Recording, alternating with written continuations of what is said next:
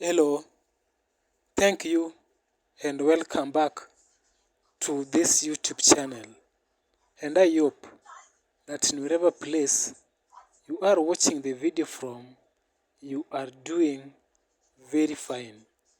So in this video, I want to base my analysis on the statements of the governor of Siaya, James Orengo, about the declarations made by the High Court that the supremacy in the National Assembly should be on the Azimio side but not Kenya Kwanza as it is right now.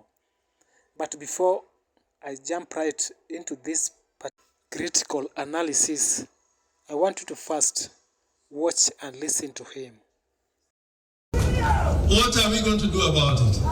Are we going to again sit on the table and make a deal?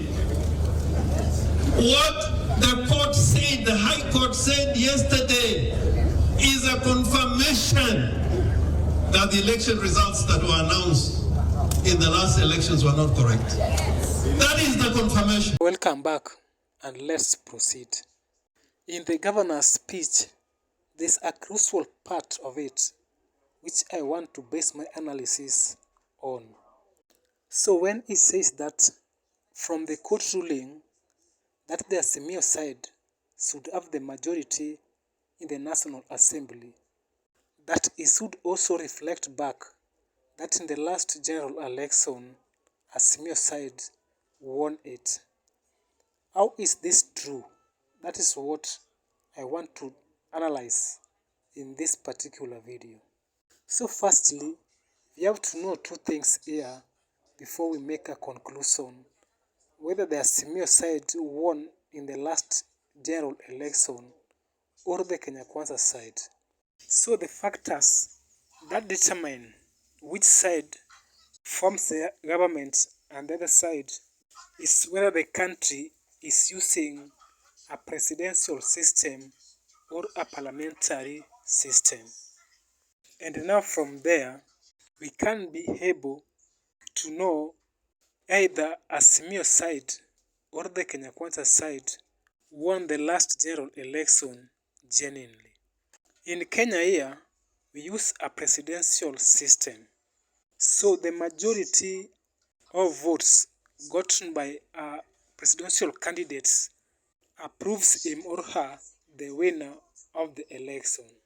So in a nutshell, the number of the members of parliament does not determine who wins the election when it comes to the presidential system.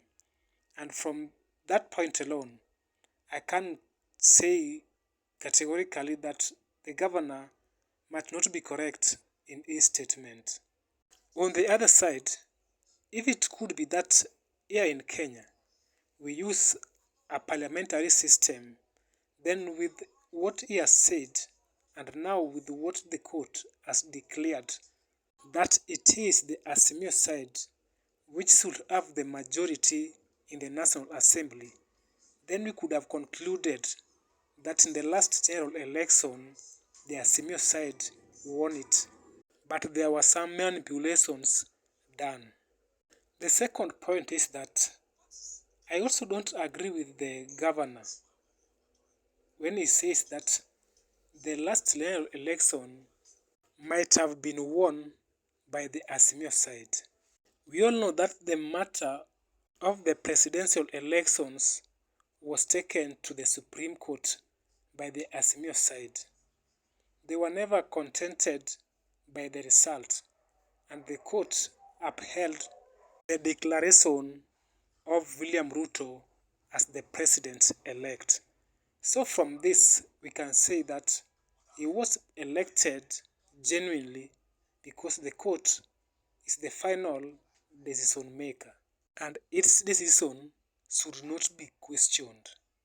And from this same point, I can see that the governor is also trying to expose the bad ruling made by the Supreme Court on whether it was Azimio or the Kenya Kwanza side which won the elections genuinely. So in short, if we take the governor's statement to be true, then we can say that the court also misled the people of Kenya by giving them fake verdicts. So guys, those were the points I had. But before I wind up this video, I want to kindly request you to take a second of your time and subscribe to our channel. Thanks for watching, and let's meet soon in our next video.